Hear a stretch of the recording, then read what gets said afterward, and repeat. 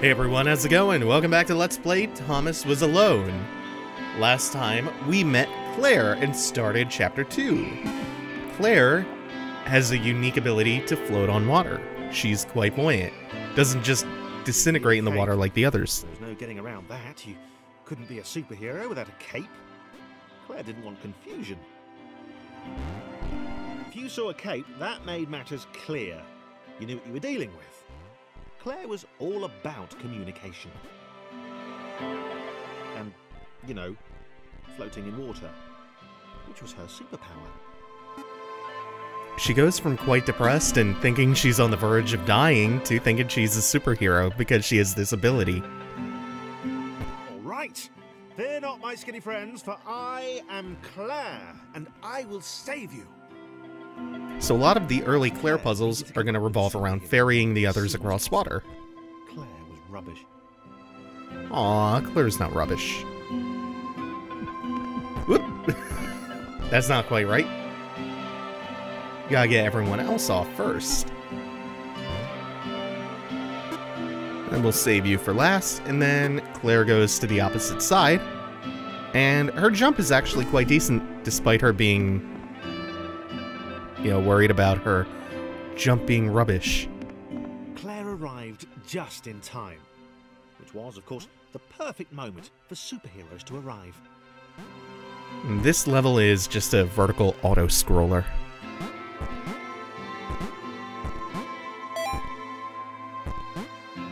Or occasionally you have to get Thomas to press some buttons as they go up.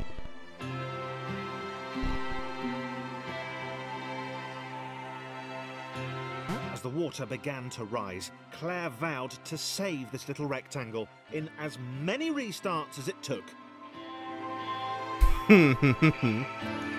So if you fall in the water, you start the level over. There's no checkpoint in this one. If Thomas would make a good sidekick. Or was she more the lone Avenger type? She'd like that. The sole hero in a world of rectangles and conveniently placed pools of toxic water. It's nice that she has this to bring her self-esteem up. So already we get the idea of what we're going to be doing. At least in the later part of the stage, we have this leapfrogging bit to do first. So everyone gets to pogo off the head of John multiple times in this. Claire that staircases were a bit of a fixture here. Claire wondered why the world made it so difficult. It doesn't matter in which order you do these two, since they both have pretty similar, if not the same jump heights. I think it's about the same.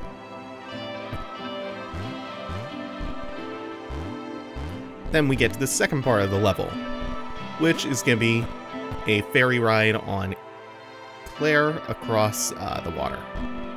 First, we have to get everyone off of the elevator. Whoop, that was too eager. Luckily, there's a checkpoint right there, in case you go speeding off with the wrong character. It's such a nice, unobtrusive checkpointing system as well. It's obvious, but it's not... Whoop! Hey, did that with two different wrong characters. Now we're gonna have to move John out of the way.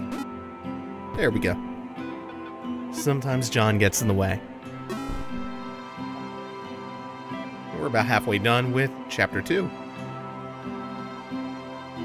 Claire probably needed a nemesis, a villain who would show their true colours at the worst possible moment, hurting all she held dear. Alright, so the first part of this is solo Claire for the button. He seemed stroppy enough, and his jump was so pathetic that it conveniently avoided Claire's insecurities. Yes, Chris. Diabolical Chris. The fiendish Christopher. Chris does kind of present himself as a villain, although it's mainly just him being insecure and kind of having a Napoleon complex. We'll see Chris start to soften soon enough. But first, more leapfrogging. Just a bit. Just a little bit this time. That staircase one is always fun. There's some really arcane satisfaction to it. Now Claire gets to go back across.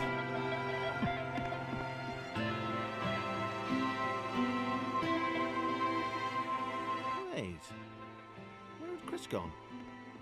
Was he off somewhere? Plotting Claire's downfall? Oh, they've been separated. If Claire was honest, and she had to be because she was a superhero, this was a troubling turn of events. So even though in this fiction... reasonably sized bodies of water to cross. Even though in this fiction that she's kind of invented to raise her self-esteem, she's still worried about Chris because he's just up and gone missing. And we're gonna find out what the deal with that is pretty soon. Like within this episode. We're gonna get episode Chris. The long-awaited DLC. Unfortunately, it got canceled before the third season pass could come out. Oh man, we'll never know what happened to Chris. Oh. We will.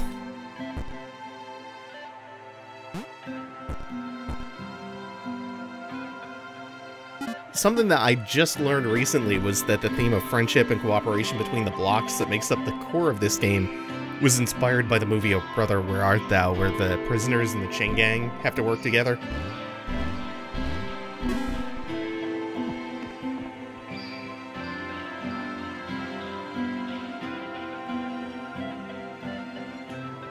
Moving platforms over water, eh? Claire's newly heightened senses told her that there were multiple paths across with various possible configurations of the little posse. Yeah, there are a couple of ways to do this. They're all pretty simple and straightforward. The main thing that you don't want is someone getting bumped off a platform by the moving block as it comes around. I think might happen here. Oh, no, not quite. Oh, and this configuration that they were just in kind of looks like a match. We'll just get Claire to carry both of them across. They were doing really well. Claire hoped she could get them all across. John was fully aware he could do this alone. Thomas hoped he'd never have to. That's so telling! Because Thomas was alone, and I think I may have screwed this up enough that I have to bring someone back. No, Thomas can't really make that jump on his own. Pretty sure John could.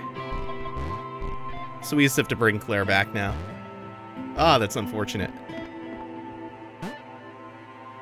Nothing but blocks, squares, and rectangles. And yet, so much personality. Now we can do Claire last. Whoop. Hello. There we go. Gotta move these two out of the way first. Is it just me, or is anyone watching this also tilting their head at an angle while playing, or while watching this? Claire was alone, which was odd, because she wasn't meant to be alone. She needed to be where there were rectangles to save.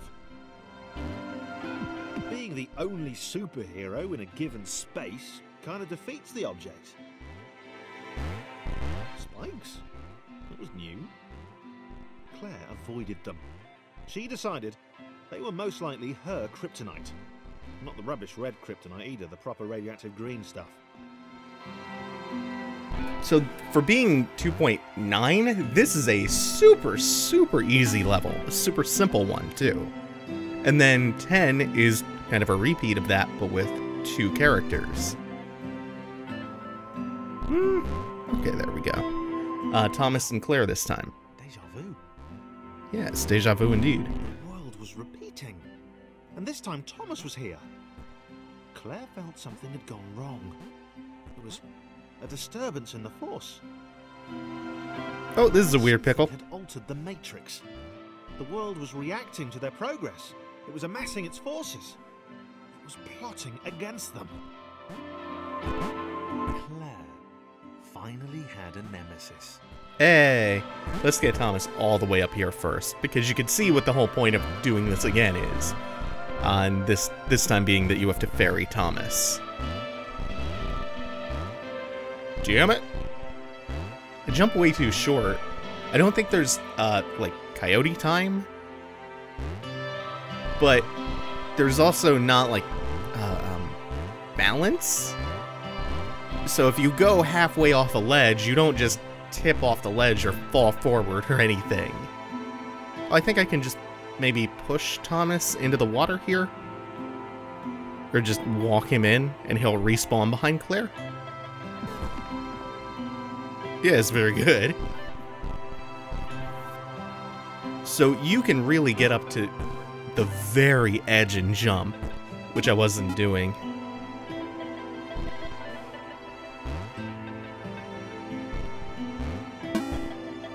That's our first 2 levels with spikes, I think.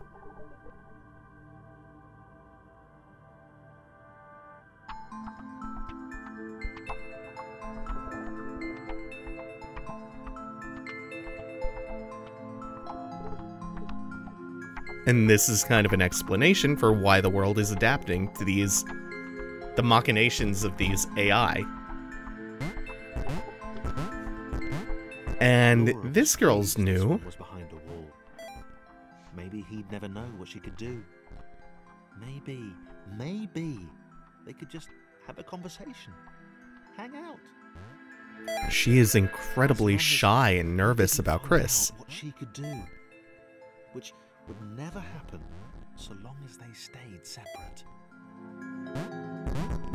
You can tell so much about Laura right off the bat.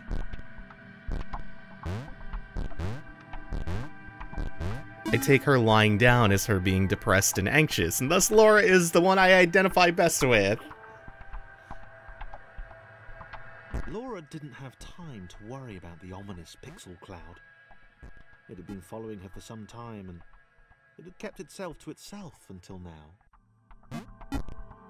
More important was the little orange thing, which was looking at her in a way that she kind of, well, liked. And Chris doesn't seem to immediately dislike her, and look at this ability that she has.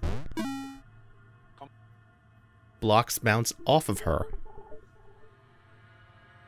As the square, who had shyly introduced himself as Chris, bounced atop Laura, she began to worry that he was just using her like all the others had. They'd all bounced too, and then they disappeared when her back was turned. And we see why she's so reserved and nervous and shy and kind of paranoid. A little bigger and a little less hungry with every disappearing friend.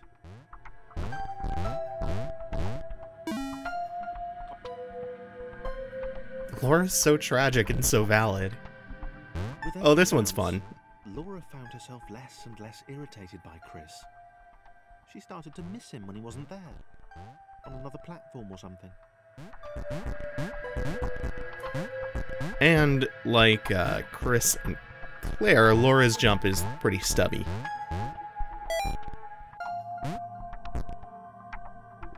But we did get Chris up there to hit the button, so we can take the elevator up as Laura. She'd wonder what he was up to. Was he missing her? He wasn't saying very much. Oh yeah, this is cool. We have to get Laura over to the one on the right for just that extra little centimeter or two of height. And then Chris can make the rest of the jumps.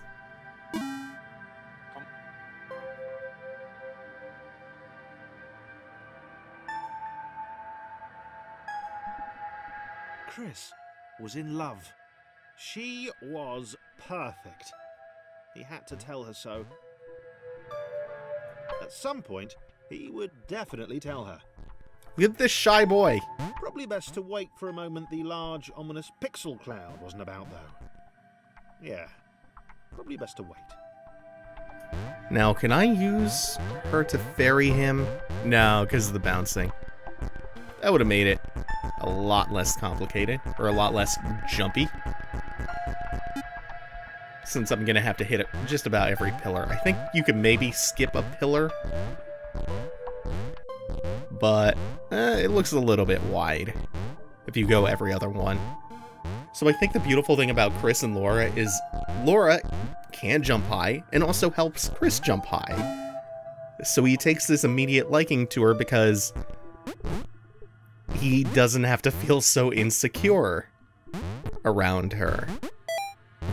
Chris was massively disappointed to run into the gang again. He'd enjoyed the alone time with his new girlfriend.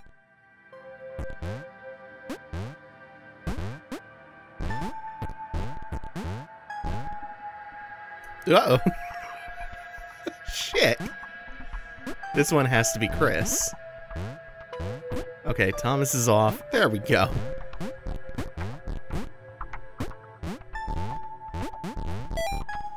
Was it too early to refer to Laura as his girlfriend? Only if I say it out loud, he told himself. He didn't want to scare her off. And now John again. John can do all these big leaps himself. And there's one more button before we get to the end. So we're up to 5, but we haven't rejoined with Claire yet. Mainly because we're still learning the ropes of how to use Laura's ability with just the others seemed to first few. Laura and the eager-looking pixel cloud of death which seemed to be watching her. Sure, they'd use her inherent bounciness to reach slightly higher jump points, but they wouldn't strike up a conversation with her. Chris found them rude.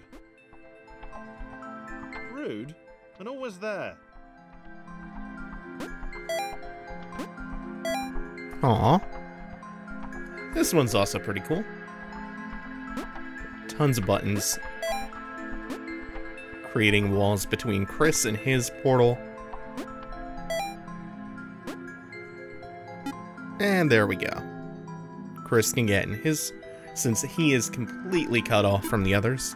They don't need to use him to leapfrog. We do, however, need John to help Laura across.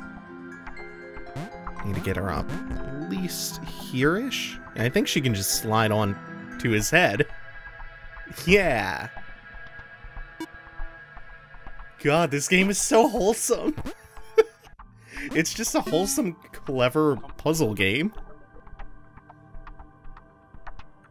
But like the most unexpectedly raw, emotional core.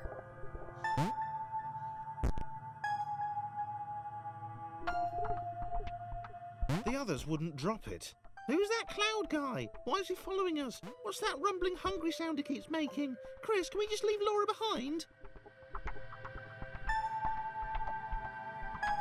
That sucks.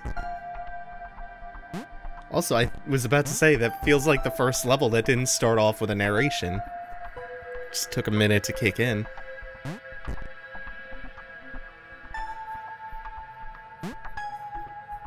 And you go up. It's really hard to balance doing multiples of these at once. Great. Can John actually just jump all the way? Rude. Can he just do this and cheat? Nope. I think by doing that way, I cost myself a whole cycle. We have to wait on stuff anyway, so not that big a deal.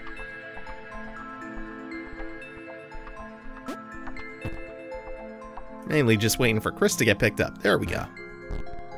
Then you to the left. It's just a jump to the left.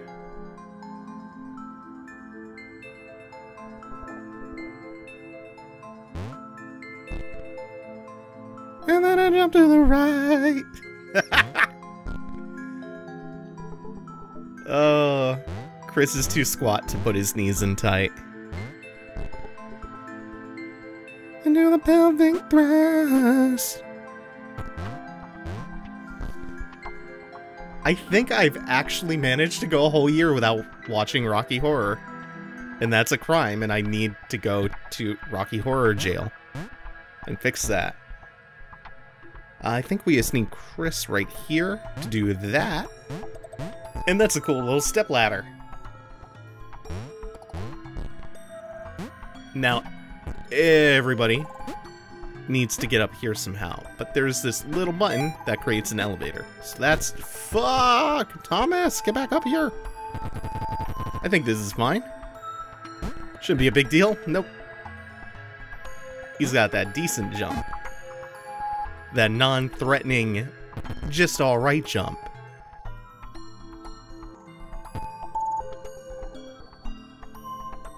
I have to make sure that when I jump with Chris, it's when the elevator is at its apex, so I don't lose any height inadvertently. Same with Laura, but she'll catch the edge more easily. And how do we order this one? Oh, this ending is cool because they're all going to be bouncing in different sequences. Like on a different cycle.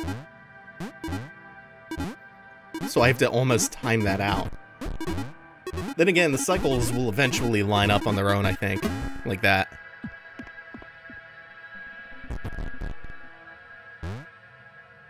Alright, 3-9 is another sort of auto-scroller with a couple of button presses in between. And you can see in the bottom right, our UI, where we're shifting between all our characters, we have all 5 back. This first one, Laura, you have to get off. Everybody kind of has to go away for a second. This one is on Chris. But Chris is going to have to use Thomas because of where we placed Laura there. Laura liked her new gang. She liked Chris. She liked having friends. These ones seem to be sticking around too. Not like those losers from before. My bad there. So I think we're gonna actually wait to move Laura around. Otherwise, we'll run... same for eponymous and John coming up. Otherwise, that could create an issue with the water. Laura liked her new gang.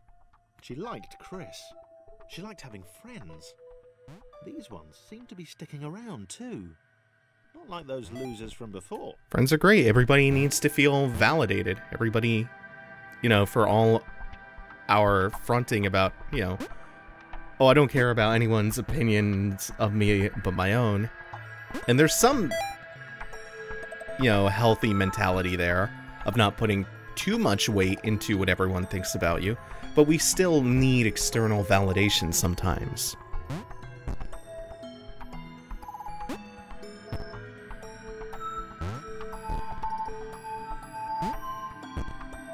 And this is going to be a complicated little shuffle. First we need Laura right here. And then the cool thing about this one is, you can see Thomas can reach the ledge with just the bounce from Laura.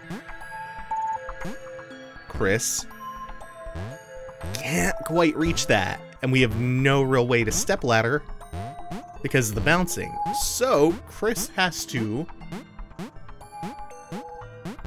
bounce onto the head of one of the others as they are near the apex of their bounce. So in this case, I'm going to try to do it with John. There we go. Oh, yeah! That's so cool! And now we're starting to get to the fun stuff. And we're not done with characters either. Got one more level to go for Chapter 3, though.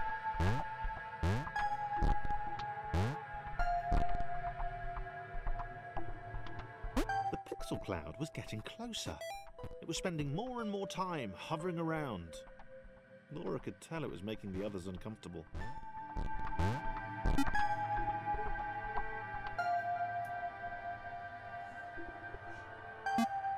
Clouds are also often used as metaphors for depression, so that kind of feeds into my narrative that I've constructed or inferred. Get Laura up next. Actually don't need her on the ground for anyone to bounce off of her, just up here to get Thomas into his portal. Everyone else can reach the elevators, no problem. Except, I'm actually not sure if Claire can, but we'll take care of that in a second. Might actually be like a centimeter too high. Let's see. Yeah, we don't want Thomas bouncing around with the spikes on their cycle. Can you make this? Oh, yeah, she can. Great. Oh, this is gonna go bad. Nope, nope, nope, nope. Nope.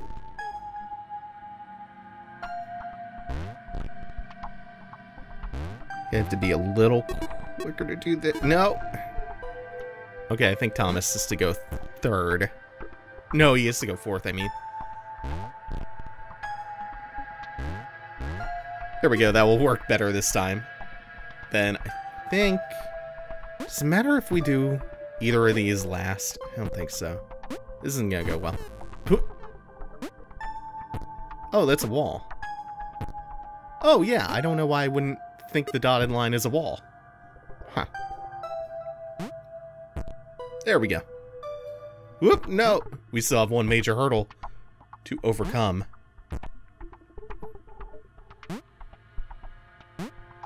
And there we go.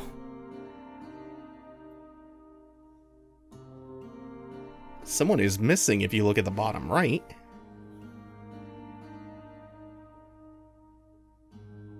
There she is. So thank you all for watching. Take it easy. Have a good one, everyone.